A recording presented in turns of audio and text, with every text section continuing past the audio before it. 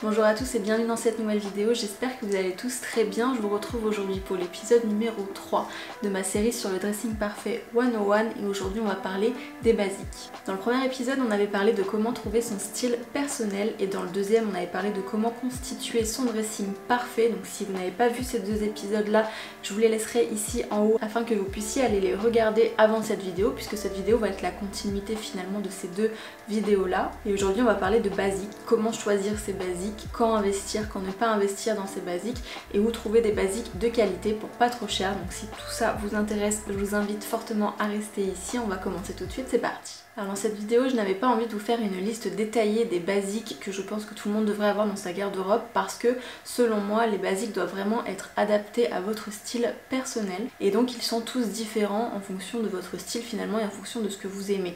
Les basiques de certains ne seront pas les mêmes que d'autres, mes basiques à moi ne seront pas forcément les vôtres. Du coup dans cette vidéo, je ne vais pas vous faire une liste détaillée. Si vous voulez savoir quels sont vos basiques à vous, je vais vous renvoyer tout simplement à mes deux premiers épisodes où vous allez pouvoir comprendre comment définir votre style et après dégager justement des basiques à partir de vos inspirations pour avoir votre petite liste de basiques qui va être prête et une fois que vous avez cette liste, vous allez pouvoir mieux appréhender ce que je vais vous dire aujourd'hui et vous connaîtrez du coup quels sont vos basiques à vous. Du coup, une fois qu'on est prêt à acheter ces basiques là, on va vouloir se poser quelques questions parce qu'on veut absolument que nos basiques durent dans le temps. Donc on va se demander comment est-ce qu'on choisit justement ces basiques. Donc l'idée même évidemment du basique, c'est une pièce qui va nous servir beaucoup, qui va nous servir souvent, qui va être vraiment une pièce de fondation de notre dressing et qui va nous permettre de constituer des tenues facilement. Du coup c'est une pièce qui évidemment va être amenée à être portée beaucoup et si on veut qu'elle dure un maximum de temps dans notre dressing, il va falloir la choisir correctement. Donc selon moi le premier point qui va être important pour bien choisir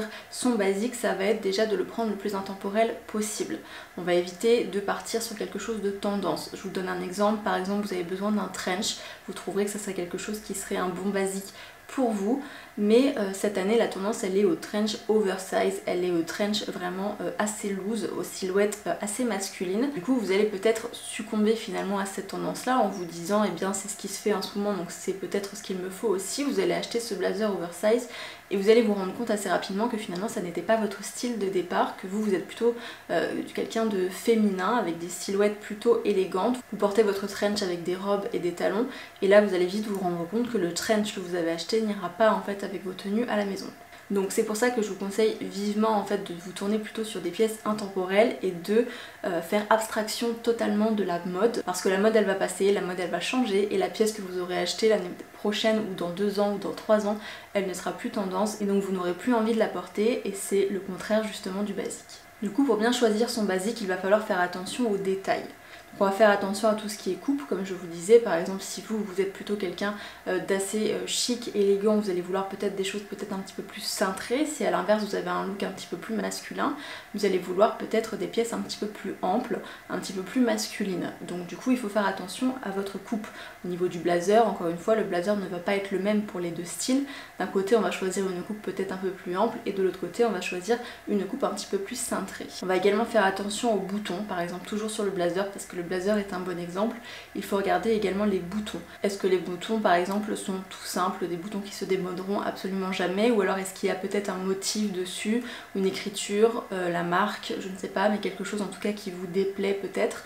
Faites attention à ça. Regardez également peut-être la doublure de votre blazer. Par exemple le blazer il est parfait quand vous le portez, c'est exactement ce que vous voulez etc. Mais que la doublure à l'intérieur elle est d'une couleur qui ne vous plaît pas. Par exemple vous avez un blazer qui est assez neutre et vous avez une doublure je ne sais pas rouge à l'intérieur. C'est quelque chose qui n'ira pas du coup avec votre style et à ce moment là il vaut mieux reposer ce blazer là et essayer d'en trouver un avec une doublure qui vous plaira davantage.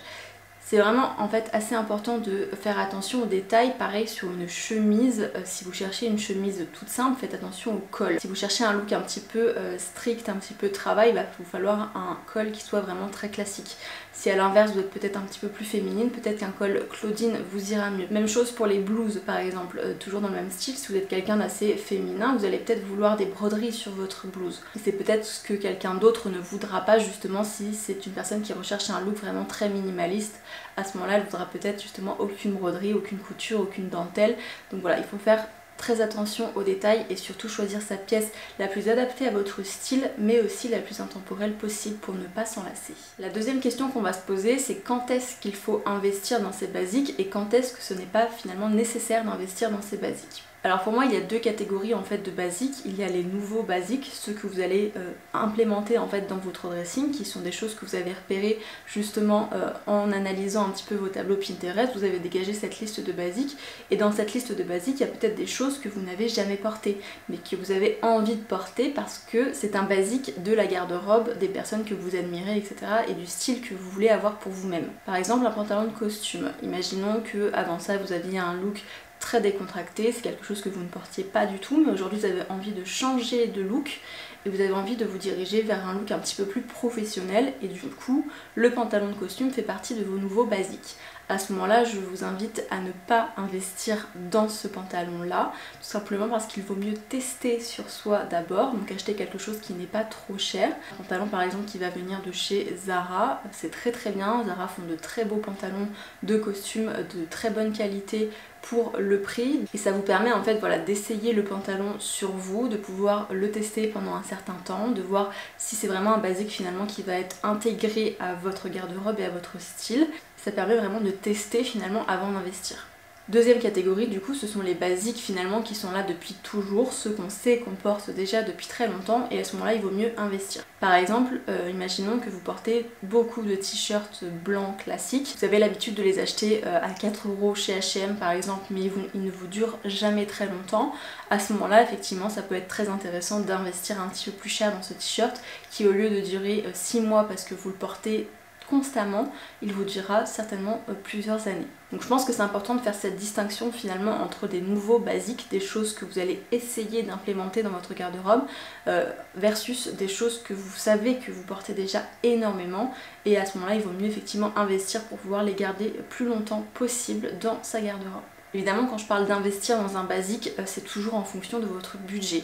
L'idée quand on dit investir, ça ne veut pas dire mettre des centaines d'euros dans un t-shirt, pas du tout, ça veut simplement dire mettre le prix avec lequel on est finalement confortable, c'est-à-dire par exemple si vous avez effectivement l'habitude d'acheter vos t-shirts chez H&M à 4 €, peut-être que vous serez confortable de mettre 20 € dans un t-shirt blanc et pas plus. A l'inverse, si vous avez l'habitude, je ne sais pas, de mettre 10-15 € dans vos t-shirts blancs, vous serez peut-être plus confortable à mettre 40 €. Voilà, il faut en fait voir avec vous-même quel est le prix que vous êtes prêt à mettre pour ce basique afin de le garder plus longtemps. Mais l'idée d'investir en fait c'est toujours la même, c'est que oui on va mettre plus cher à l'achat, mais si on regarde en fait sur le long terme, en général on a fait des économies. Parce que si on reprend l'exemple du t-shirt H&M à 4 €, si vous en achetez par exemple 2 par an, ça vous fait un t-shirt à 8 € sur 2 ans, ça vous fait 16 € par exemple. Et à l'inverse, si j'achète un t-shirt, je ne sais pas, Everlane ou End Other Stories qui va être à plus de 20 €, mais qui va nous faire peut-être 5 ans, vous êtes gagnant sur le long terme. On parle d'investir, en fait il faut essayer toujours de penser au coût par utilisation. Donc c'est vrai que à l'achat ça va peut-être être plus cher, mais vu que l'article va nous durer plus longtemps et que du coup on va pouvoir le mettre plus souvent, le coût par utilisation, c'est-à-dire combien ça va vous coûter finalement de le porter à chaque fois, sera certainement plus bas qu'un article bas de gamme que vous allez pouvoir porter que quelques fois. Autre question qu'on va vouloir se poser ensuite, ça va être où est-ce qu'on achète justement ces basiques là de meilleure qualité possible. Alors déjà la première chose à savoir c'est que cher ne veut pas dire bonne qualité. Il y a beaucoup de marques qui mettent des prix qui sont très chers alors que finalement leur qualité elle n'est pas du tout, elle ne matche pas du tout ce prix là. Il faut faire attention au rapport qualité-prix et ça c'est vrai que quand on ne s'y connaît pas vraiment c'est un petit peu compliqué, mais il y a quand même des indices qui sont assez faciles à relever si on y prête attention. Déjà le lieu de fabrication, c'est vrai qu'on aura toujours tendance à penser qu'une fabrication en Europe sera toujours de meilleure qualité qu'une fabrication asiatique. Ça n'est pas toujours le cas évidemment parce que c'est vrai qu'il y a quand même des usines en Chine qui font de très belles qualités, mais disons que dans une généralité c'est plutôt quand même le cas. Autre point qui va être important, ça va être la composition du vêtement. Donc on va regarder du coup quel est le pourcentage en fait de matière naturelle dans la composition du vêtement. Plus il y a de matière naturelle en général, plus c'est qualitatif. Donc c'est-à-dire les matières naturelles, ce sont le coton, ça va être le lin, ça va être la soie, la laine, le cachemire par exemple sur un pull. Voilà, on va essayer de regarder en fait quel est le pourcentage de matière naturelle par rapport aux matières qui vont être synthétiques, donc les matières créées en fait par l'homme, donc tout ce qui va être polyester, polyamide, élastane, etc. Ce genre de matière là on essaye d'éviter en fait au maximum dans les compositions. Par exemple un pull, c'est particulièrement sur ce genre de vêtements que c'est intéressant et que c'est important je trouve. Un pull qui va être en laine et en cachemire, c'est un pull qui va nous tenir chaud et c'est un pull qui va durer vraiment dans le temps, comparé à un pull qui va être en polyamide et en polyester qui ne va pas du tout tenir chaud, qui va être désagréable et qui ne durera pas, qui va se déformer au premier lavage, etc. Il vaut mieux en fait à ce moment là partir sur des matières naturelles et sur une composition qui va être un petit peu plus noble entre guillemets, parce que c'est une pièce qui va nous durer tout simplement plus longtemps. Un autre élément auquel il va falloir faire attention, ça va être également tout ce qui est finition, tout ce qui est détail. Donc on va regarder un petit peu les coutures. Si les coutures commencent déjà à se défaire, il y a de grandes chances que ça ne dure pas très longtemps. Si les boutons si vous tirez un petit peu sur le bouton et que le bouton se décroche, c'est que les finitions ne sont pas terribles non plus. Donc voilà, est-ce que la doublure elle est bien cousue, est-ce que à l'intérieur des poches il n'y a pas des petits défauts, etc. C'est souvent comme ça qu'on arrive à voir si les finitions sont de qualité ou non. Ce qui est les fils qui dépassent aussi, c'est vrai que c'est quelque chose qu'on voit très souvent dans les vêtements H&M par exemple, parce que les vêtements sont tellement faits à la chaîne, ils sont tellement faits rapidement que les finitions elles ne sont pas vraiment prises détail par détail. Donc voilà, c'est quelque chose dont il faut faire attention quand on a envie d'investir un petit peu plus cher dans un vêtement. Le mieux aussi, c'est par exemple si on cherche un t-shirt, je pense que c'est quand même important de choisir un t-shirt qui est en 100% coton, bio si possible, c'est encore mieux. Et on va faire attention, surtout si on achète un t-shirt blanc, à la transparence également, c'est important. Un tissage qui va être trop desserré, ça va rendre le vêtement un petit peu transparent. A l'inverse, un tissage qui va être très serré, on va se retrouver avec une matière beaucoup plus épaisse, beaucoup plus qualitative et un t-shirt qui ne sera pas du coup transparent. Donc ça c'est important également, la transparence du vêtement, également le toucher. Quand vous allez toucher votre vêtement, il faut que la matière soit agréable. C'est comme ça aussi qu'on arrive à voir la différence entre un bon coton et un mauvais coton, ou un bon lin et un lin un petit peu d'une qualité un petit peu moindre.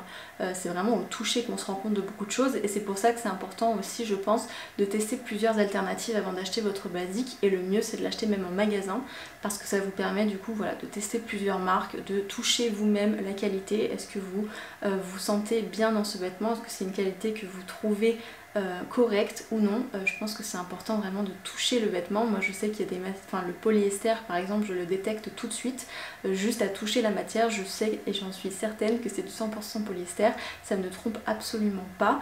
Donc voilà, faites attention aux finitions, faites attention à la qualité du tissu, au toucher, à la qualité de la composition et au pays de fabrication. Si vous en avez aussi les moyens, c'est toujours mieux aussi d'aller vers des marques qui sont éco-responsables, des marques qui font des produits de qualité, qui payent correctement aussi leurs salariés, des marques qui respectent l'environnement grâce à des matières premières qui sont récoltées d'une certaine façon, etc. Voilà, c'est toujours des choses qui sont plus chères évidemment, donc si ça fait partie de votre budget, c'est toujours mieux de se tourner vers une marque éco-responsable.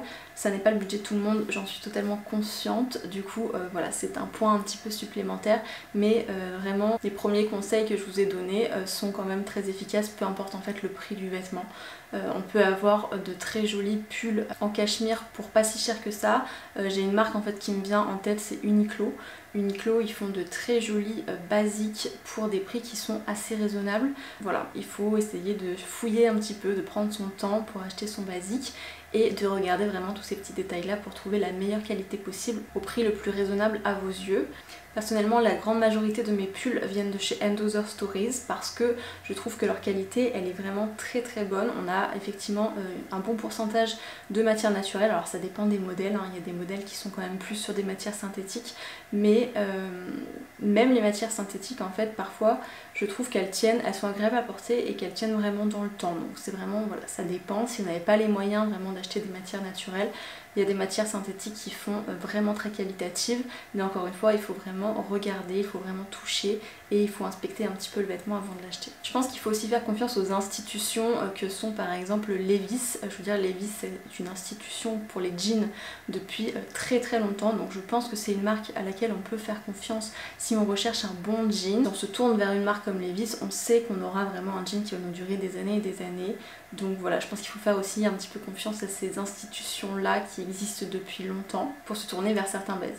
Et voilà, ce sera tout pour cette vidéo aujourd'hui, j'espère qu'elle vous aura plu. Si c'est le cas, n'hésitez pas à me laisser un j'aime, un commentaire et à vous abonner à ma chaîne pour voir la suite de cette série. Dans le prochain épisode, je vous parlerai de comment constituer des tenues facilement. Mais en attendant, je vous retrouve très bientôt dans une prochaine vidéo.